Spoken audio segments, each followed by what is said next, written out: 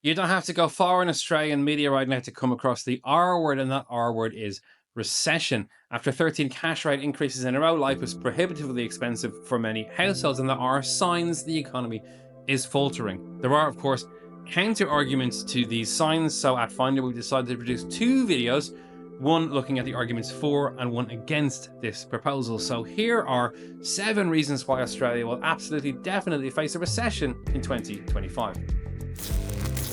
The first reason is that Australia's economic growth has slowed to a snail's pace. In fact, it was only 0.2% in June. Callum Pickering, an economist at Indeed, is quoted in an ABC article saying this growth is depressing but expected. It is overall a sign of a weakening economy, and we really need to see these figures turn around. What will do that potentially is a cash rate cut, so keep your eyes on the RBA.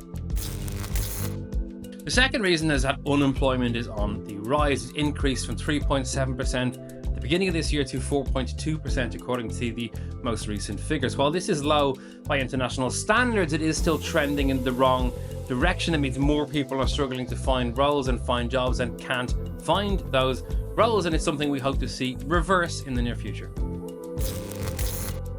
Reasons number 3 and 4 are both the same. Australia is already in a recession, which is why I have bunched them together. Two different types of recession in this case. Reason 3 says Australia is currently in a per capita recession, meaning GDP per person in Australia is trending down over the last number of quarters, while overall GDP is not. Essentially, this means the Australian population is growing faster than the economy, which isn't a positive sign. Whether this is an indicator of a likely recession depends on which economist you ask, but it's often cited as such in media. And reason number 4 is that Australia is already in a retail recession.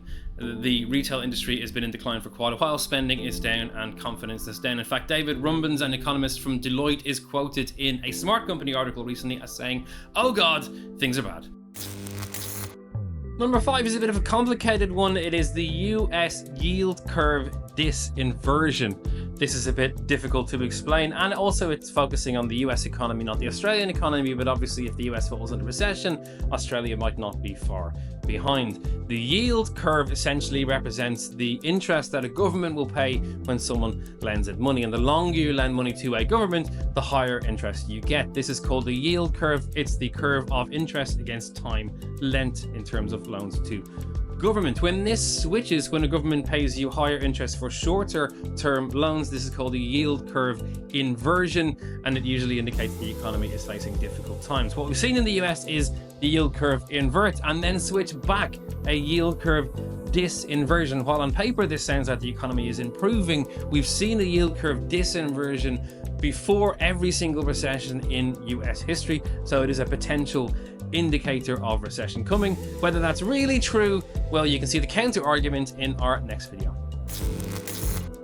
Numbers 6 and 7 I have bunched together because they are about pressure and uncertainty. Number 6 is that mortgage stress is at a record high in Australia. According to Finder's Consumer Sentiment Tracker, more than 4 in 10 households are currently struggling to pay their mortgage if they have a mortgage. And actually, rent stress is higher. Nearly half of renters are struggling to pay their rent. This is due to cash rate increases, obviously pushing the cost of mortgages up, but also landlords having mortgages and passing those costs onto their renters, maybe in some cases with a little bit on top. This is a dangerous situation when people are struggling to pay to keep a roof over their head, and we'd like to see these numbers come down. Finally, reason number 7 is focused on general global uncertainty. We've just seen a war launch between Israel and Iran following conflicts between Israel and Gaza. There's been an ongoing war between Ukraine and Russia for quite a while. General economic uncertainty in China and the potential of a second Trump term in the US. All of this adds together to a very uncertain global environment as to what's going to come towards the end of this year and early next year. If things go south globally, that makes a recession in Australia more likely. Well, thank you for getting to the end of the video. I hope you enjoyed it. My name is Graham Cooke. I am the head of consumer research at Finder. You can find my writing on finder.com.au, Yahoo Finance, and other online publications. If you liked this video, please like and subscribe. And if you want more content like this, keep an eye on this YouTube channel or check out the insights column on finder.com.au.